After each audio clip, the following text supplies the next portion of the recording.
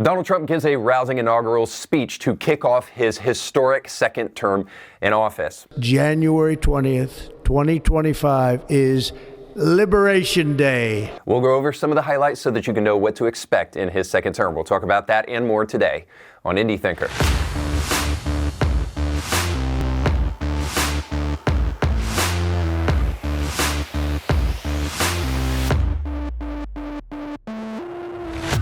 Welcome to the show. My name is Reed Huberman. Don't forget to like, share, and subscribe.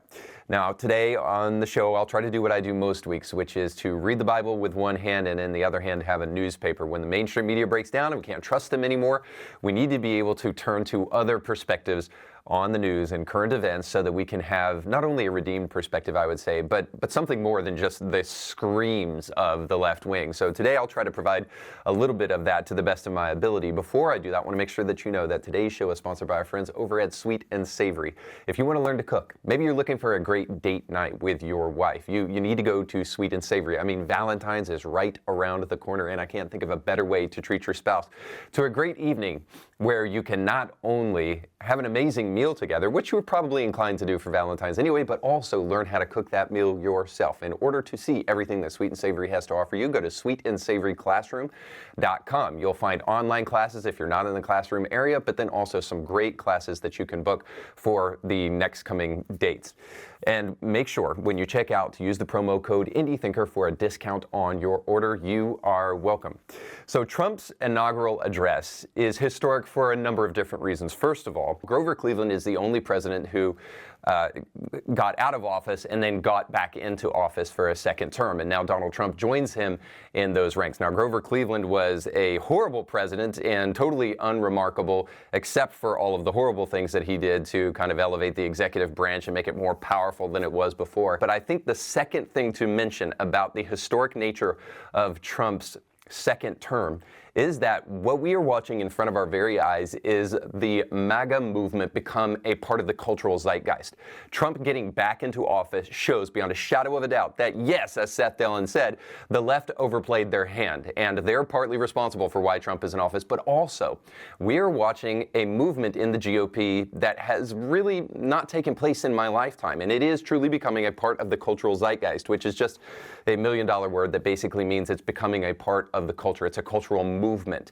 And I do believe that it's here to stay for a little bit. So I think it's important for us to kind of analyze the movement. We can do that in his speech, but I also think we know beyond a shadow of a doubt that MAGA at least stands for this. If you exit the echo chamber of the mainstream media, you know that MAGA stands for meritocracy over identity politics. Identity politics gives us the opportunity to complain about why we don't have what other people have.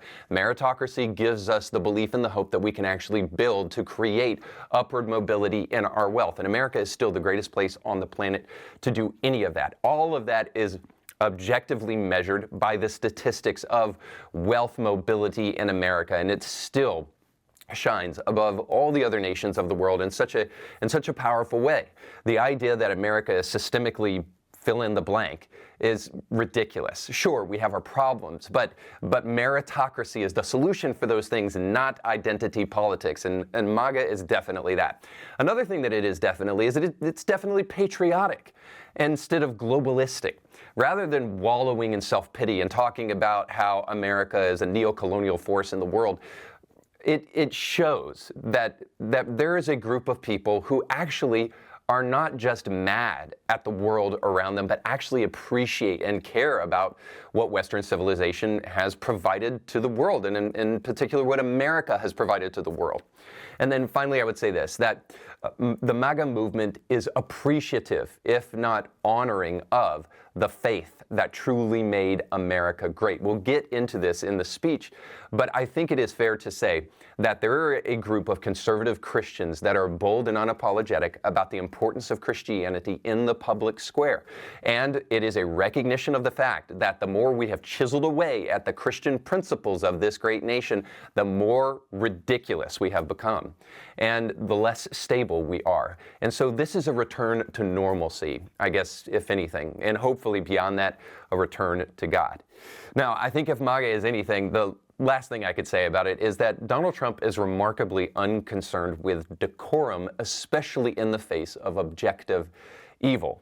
when there are people who have endlessly pursued him to the point of even trying to take his life, and I would argue a group of people who has engendered that kind of violence, when those kind of people have come after him relentlessly, he sees no reason to try to pretend as though those people are the good guys. Whereas in politics of the past, we have had to put up with the kind of pandering political nonsense that plays around with evil, while Donald Trump doesn't really feel the necessity to kind of engage in that sort of fakery. Because, of course, this was on display as we jump into the inaugural address, because Amy Klobuchar kicked things off. And, of course, the Democrats now are fully concerned with acting like they were interested in unity and not being divisive, all while calling Donald Trump a threat to democracy, a fascist, and a Nazi. So here's Amy Klobuchar doing that. But to view others with a generosity of spirit, despite our differences. With that responsibility of leadership comes an obligation to stand our ground when we must and find common ground when we can. With everything swirling around us, the hot mess of division, it is on all of us, to quote an incredible songwriter who just happened to be born in my state, to ensure that our nation's democracy is our shelter from the storm. So Amy Klobuchar here gives us what to expect, at least from the Democrats and the media. But again, I repeat myself there, because that human centipede, that unholy duality, that unholy marriage between these two groups of people is sometimes hard to separate. But you can expect from the media and from Democrats that they will hope that you forget that over the last 4 years, that we have experienced a group of people that aren't interested in unity, and they're certainly not interested in normalcy. They're certainly not interested in coming together and working across the aisle. No, they're interested in January 6 committees. They're interested in transing the kids. They're interested in butchering innocent children in the womb, and so much more. They are not interested in actually working together to make a better America. What they're interested in is power. I hope we understand that and never forget that from the last 4 years. The media will call for unity, and they will call for a less divisive America, a less polarized America, all while consistently trying to unsettle the American public with things like calling Donald Trump a threat to democracy, and even taking little innocent hand gestures like Elon Musk does right here and calling it a Nazi symbol. Thank you.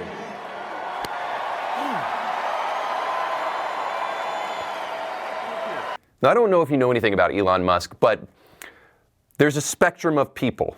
I won't say necessarily the A word here, but there's a spectrum of people who act a little bit different, tend to be very brilliant, and then get very energetic like this and do things with their hands. American astronauts into space. Come here.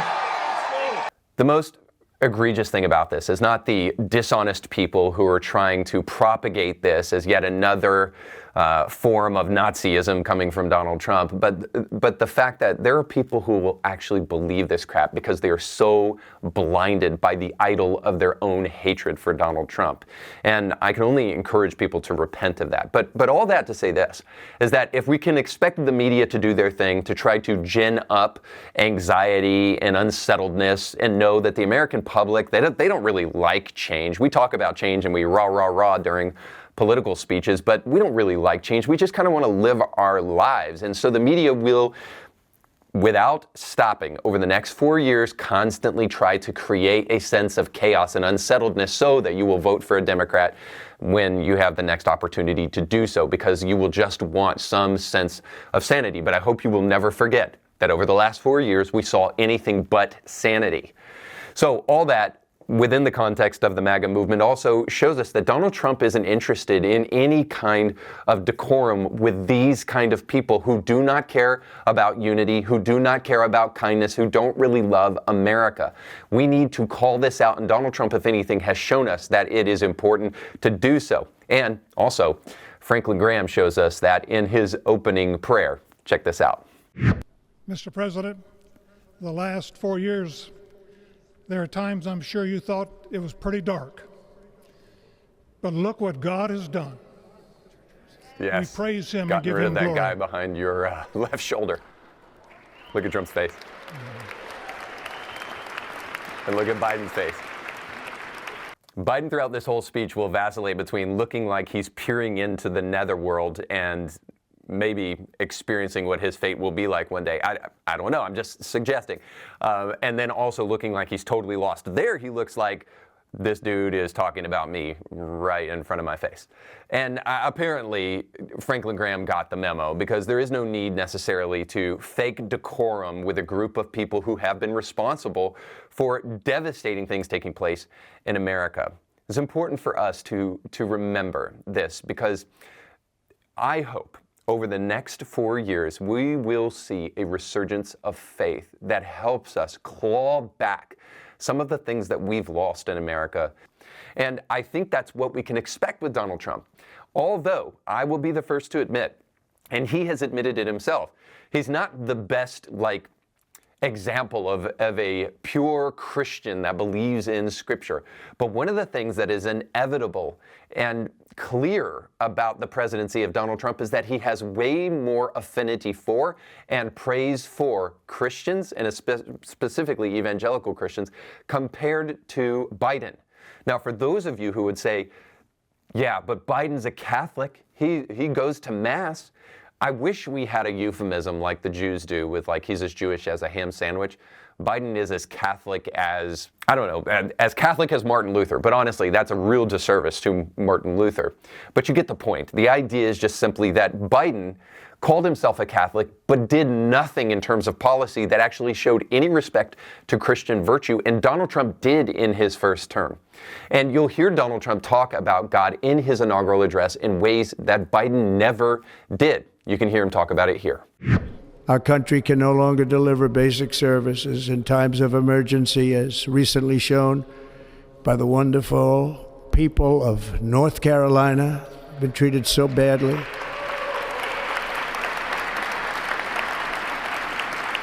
And other states who are still suffering from a hurricane that took place many months ago. Or more recently, Los Angeles, where we're watching fires still tragically burn. From weeks ago, without even a token of defense, they're raging through the houses and communities, even affecting some of the wealthiest and most powerful individuals in our country, some of whom are sitting here right now. They don't have a home any longer. That's interesting. But we can't let this happen. Everyone is unable to do anything about it. That's going to change. We have a public health system that does not deliver in times of disaster, yet more money is spent on it than any country anywhere in the world. And we have an education system that teaches our children to be ashamed of themselves in many cases, to hate our country despite the love that we try so desperately to provide to them. All of this will change starting today, and it will change very quickly.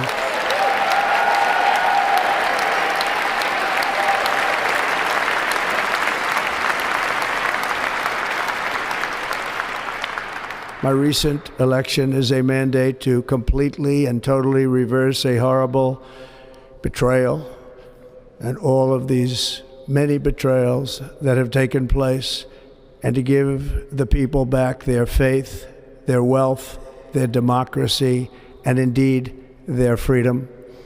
From this moment on, America's decline is over.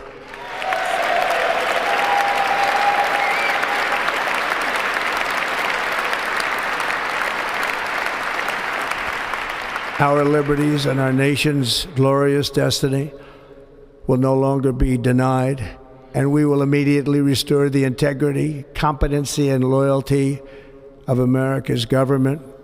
Over the past 8 years, I have been tested and challenged more than any president in our 250-year history, and I've learned a lot along the way. The journey to reclaim our republic has not been an easy one, that I can tell you. Those who wish to stop our cause have tried to take my freedom and indeed to take my life. Just a few months ago in a beautiful Pennsylvania field, an assassin's bullet ripped through my ear. But I felt then, and believe even more so now, that my life was saved for a reason. I was saved by God to make America great again. That's the quote of the whole speech for me, that I was saved by God to make America great again. You can decry this if you want, and you can try to demean this if you want, but I would encourage you, before you cut off your nose to spite your face, to remember something very important, that all of us need to believe that we have a sense of purpose and destiny in this life, that there is something greater than ourselves pushing us toward a goal. If we don't have that, then you might as well give up on making America great, or making America anything other than something that is destined for the dustbin of history. Because all of us need to believe that there is a divine sense of meaning to our life, and without that, utter nihilism is in store for us. This is the problem with atheism, even the problem with agnosticism, and any kind of form of skepticism that doesn't hold to a transcendent God, is that ultimately you're just left with pure human intuition and human willpower to do what? Exactly. To create your own arbitrary version of reality for the rest of us to enjoy? No, thank you. So, all that to say, that we can split hairs over whether or not we believe Donald Trump has all of the right beliefs in order to secure a great America, but it is undeniable that the one being on this planet who can is God, and his agents better believe that they are being used by God to create a better world, or our world is in trouble. That is why each day under our administration of American patriots, we will be working to meet every crisis with dignity and power and strength. We will move with purpose and speed to bring back hope, prosperity, safety, and peace for citizens of every race, religion, color, and creed. For American citizens, January 20th, 2025 is Liberation Day. Liberation from what, you may ask? Well, I'm glad you asked. Maybe liberation from 40-year high inflation. And yes, Joe Biden is responsible for that because of overspending in the government. It's not just powers outside of his control. Although there's many things that we're not sure that that man could control. And then also, we have Joe Biden to thank for bringing trans activists to the White House during quote-unquote Pride Month to get nude on the White House lawn.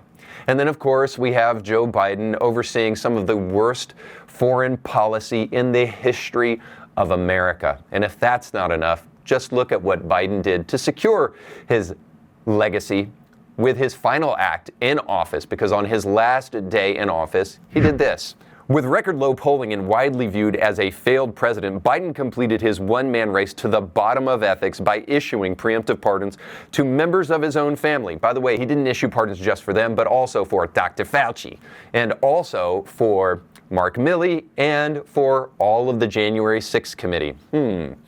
But the story goes on and it says the pardons were timed to guarantee that the media would not focus on yet another unethical act by this president. He need not have worried. For 4 years, the media worked tirelessly to deny or deflect the corruption scandal surrounding the Biden family. So yes, we can expect liberation from corrupt politicians pardoning all of their family members so that they don't have to be held accountable for their crimes. And then hopefully we can expect this. Maybe we can expect not just Christless conservatism. Maybe we can expect actual policies that protect the innocent and the unborn and truly create biblical justice in America once again. Because just as Donald Trump took office, oddly enough, the website that was created by the HHS, the reproductiverights.gov website, was taken offline. This website, dedicated to the slaughter of the innocent being gone, maybe is just a foretaste of a president that actually doesn't just pay lip service to God, but actually puts his money where his mouth is. And maybe he'll do that too when it comes to lower prices for energy. Check it out. As Commander-in-Chief, I have no higher responsibility than to defend our country from threats and invasions, and that is exactly what I am going to do. We will do it at a level that nobody's ever seen before. Next, I will direct all members of my cabinet to marshal the vast powers at their disposal to defeat what was record inflation and rapidly bring down costs and prices.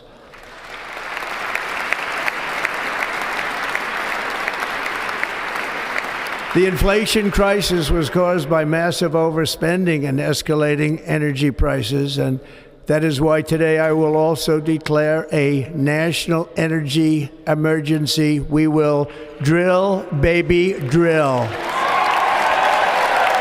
Now, the only thing I have to say about this is just simply trust your eyes and your ears. The media will try to talk to you about Biden's economy and job growth and all of these things, but you remember what it was like to go last week to the store and buy eggs for maybe double or even triple the price of what they were before. I think we all remember that, so it's important for us to understand that Joe Biden was horrible for the economy, and Democrats always are, and hopefully under Trump, you can expect lower prices, and that coming very, very quickly. And then, interestingly enough, something that I actually had never even heard about before, the ERS. We will build automobiles in America again at a rate that nobody could have dreamt possible just a few years ago. And thank you to the auto workers of our nation for your inspiring vote of confidence. We did tremendously with their vote. I will immediately begin the overhaul of our trade system to protect American workers and families. Instead of taxing our citizens to enrich other countries, we will tariff and tax foreign countries to enrich our citizens.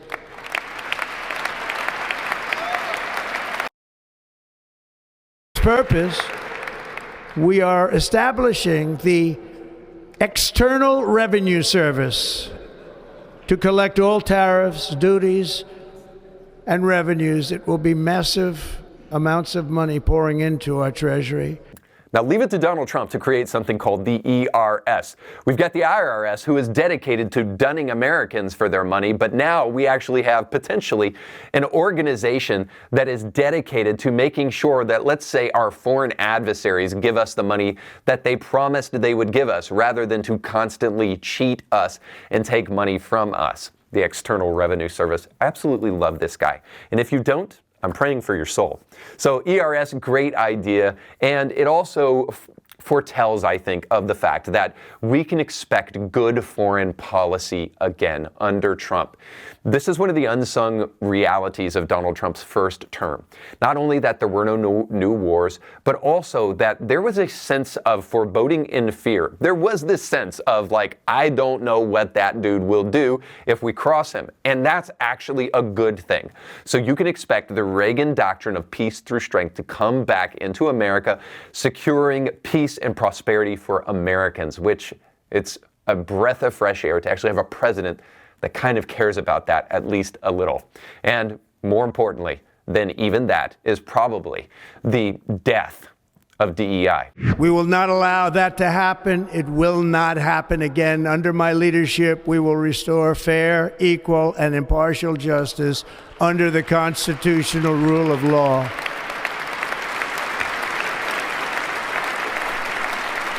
And we are going to bring law and order back to our cities. This week, I will also end the government policy of trying to socially engineer race and gender into every aspect of public and private life.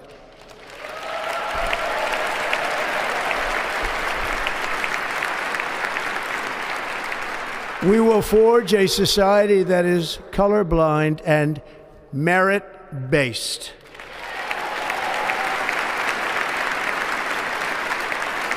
As of today, it will henceforth be the official policy of the United States government that there are only two genders, male and female. Finally, we can expect sanity to be clawed back from the grubby little hands of the DEI victimization, feminist, intersectionality crew. It is about time that we had a president stand for common sense once again. It isn't that hard, and it doesn't take much effort. And yes, there's social credibility to be lost in the midst of this, but by a group of people that are the minority and are just simply vocal brats that want to constantly complain about their rights being violated, when the truth is that we're not interested in marginalized rights of people who are activists. We are more interested in human rights, or God forbid, Actually, things that are true. I know, crazy idea. The fact that you can't be a demon self or a mermaid self or anything like that, and that we shouldn't ensure the rights of your appropriate pronoun usage, but should actually stand up for things that actually matter, maybe like our border. The fact that that is so lost on the modern day left is why Donald Trump is in power today. And I am so glad that we are going to be unburdened by what has been as far as DEI, intersectionality, identity politics, and the radical transgender agenda. I'm so glad we don't have to worry about drag queen story hour in public schools or even in public libraries anymore. That being said, one of the things that is also important to celebrate is the fact that the hostages are back, just like Donald Trump promised. Like in 2017, we will again build the strongest military the world has ever seen. We will measure our success not only by the battles we win, but also by the wars that we end, and perhaps most importantly, the wars we never get into.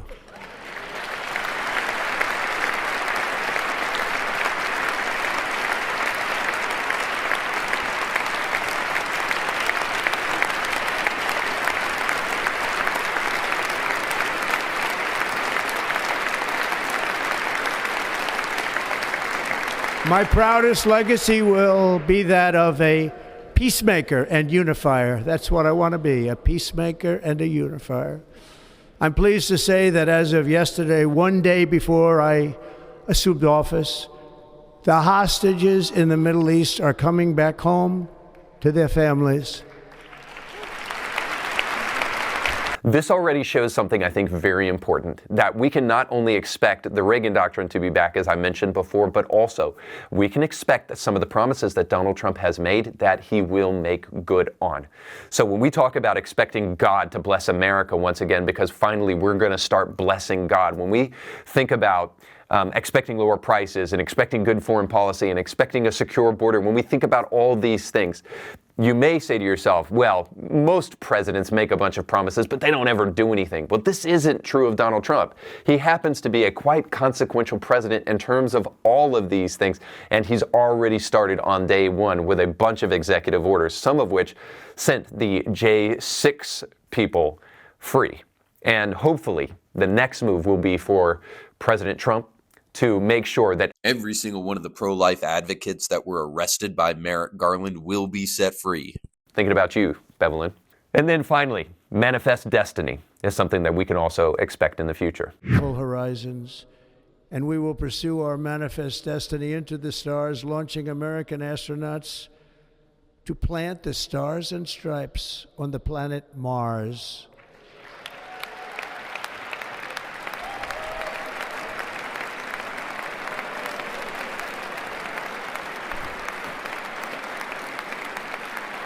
I mean, you got to hand it to Donald Trump. You have to love his audaciousness. We're not only going to expand American territory to Greenland and perhaps take back the Panama Canal and rename the Gulf of Mexico to the Gulf of America. I'm totally for that, by the way. But we are also going to expand our territory into the stars.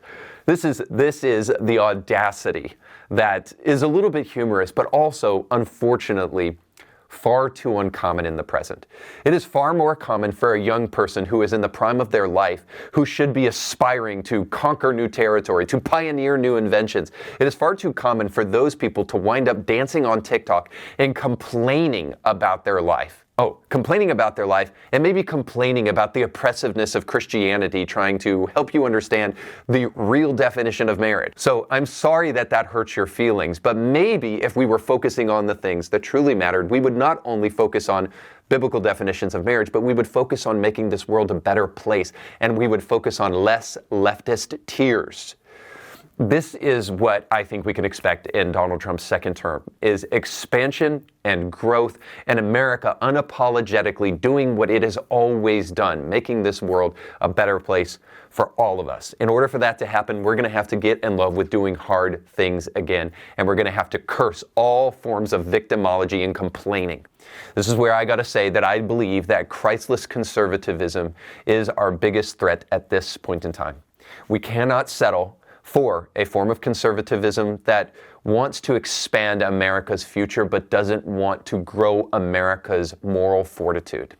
Because if we do not have that foundation, all of the building blocks that we build up will eventually come tumbling down like, I don't know, maybe the Tower of Babel. If we don't secure the firm foundation of Jesus Christ and His Word as the building block that made this country great, even if you're an atheist or an agnostic, if we don't secure that, then we can only expect that everything we'll build on top of it will just be leveled over the next 4 years after Donald Trump is out of office. But if we want permanence, if we want to stick around, maybe we should build our house on the solid rock that Jesus said, if you do that, then the storms will come and the winds will blow, but nothing will be able to tear it down.